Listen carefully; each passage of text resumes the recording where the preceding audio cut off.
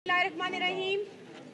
जैसे कि आपको पता है कि आज फवाद चौधरी साहब की यहाँ पे पेशी है और उनको 2 रोज़ा रिमांड जो है वो वापस किया गया था और पुलिस की कस्टडी में दिया गया था। सुबह से मेरी सारे वकला की टीम यहाँ पे मौजूद है और उनको पेश नहीं किया जा रहा। It's been delayed for good 8 hours. मुझे नहीं पता फवाद चौधरी किस हाल में, किस तरह उनको रखा जा रहा है और किस किस्म का सलूक उनसे किया जा रहा है। मुझे नहीं पता, मेरा कोई राब्ता नहीं है उनसे किसी किस्म का। कल खबर आई थी कि उनको लाहौर ले जाया गया है, लेकिन किसी फैमिली मेंबर को इन्फॉर्म नहीं किया गया। अगर आप लोगों के पास कोई न्यूज़ है तो प्लीज़ मुझे बताइए, क्योंकि मैं और मेरे बच्चे बहुत परेशान हैं कि फवाद कहाँ है। ना तो वो कसार थाने में मौजूद है जहाँ पे FIR रजिस्टर की थी, और ना वो किसी और थाने पे इस्लामाबाद के मौजूद है जहाँ पे हमने सारी सर्च की है, लेकिन वो हमें कहीं नहीं मिले हैं। मैं बहुत गुजारिश करती हूँ इस पुलिस इस्लामाबाद से कि मेरे साथ ताउन करें और इतना जुल्म इन बच्चियों पे ना करें। इनको इनके बाप से मिलवाया जाए। 7 दिन हो गए हैं आज, पूरे 7 दिन फवाद चौधरी साहब का कुछ नहीं पता केस का क्या बनेगा। DSP लीगल से तलब किया गया है कि उनकी रिपोर्ट तलब करें, कोई आना यहाँ पे पसंद नहीं कर रहा। मुझे ये मैं और मेरे बच्चे इस मुल्क के शहरी हैं। हमें कॉन्स्टिट्यूशन में राइट दिया गया है कि हम लोग वो राइट यूज़ करें, लेकिन मुझे तो इस राइट से महरूम रखा गया है, मेरी दो बच्चियों को।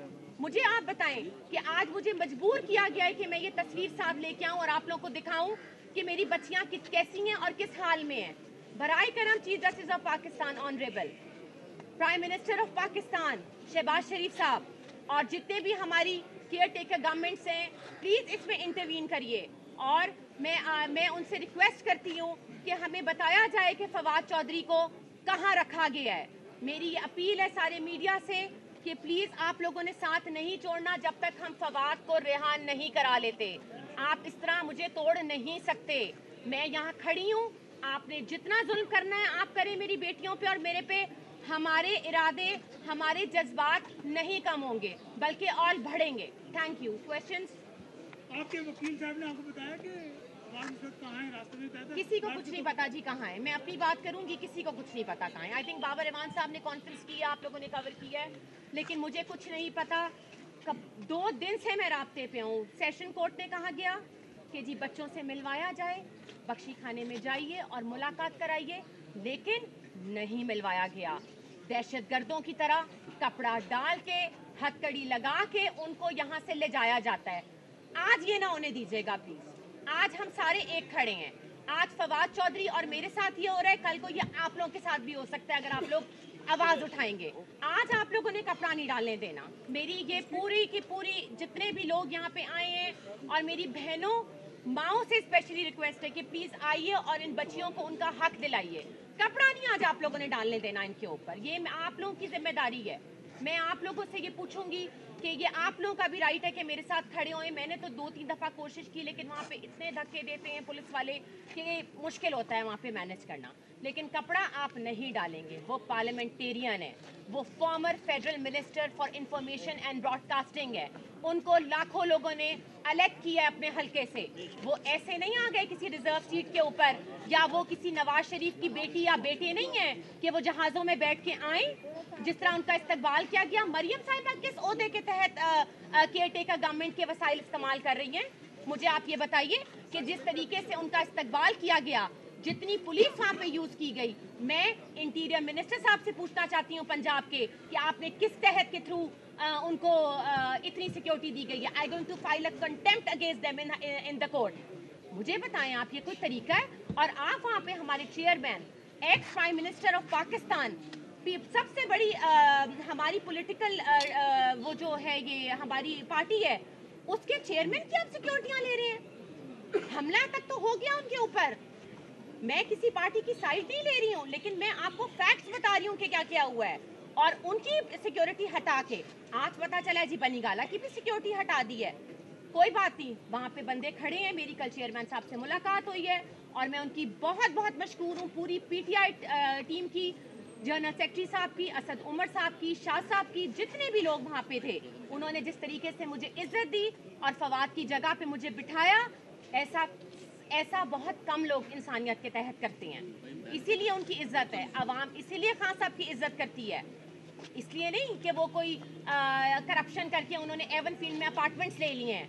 घड़ी का मसला, कभी उसका मसला, लेकिन आप पहले हकूक तो दें, मुझे पहले मेरा राइट तो दें। आप आ गए गवर्नमेंट में, नून लीग और सारी हमारी इम्पोर्टेड गवर्नमेंट पीडीएम, मुझे तो राइट आप दिला दें।